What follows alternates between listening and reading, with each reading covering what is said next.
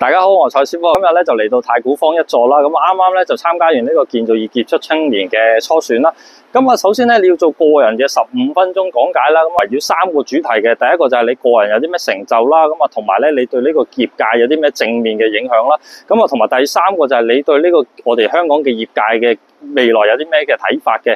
介紹完呢15分鐘之後咧，咁啊就會有2位評審咧，平均問你2至3道個問題啦。咁我估計佢哋問嘅內容咧，都係根據你嘅個人演講咧去問嘅。咁我相信咧，每位參賽者都會唔同嘅。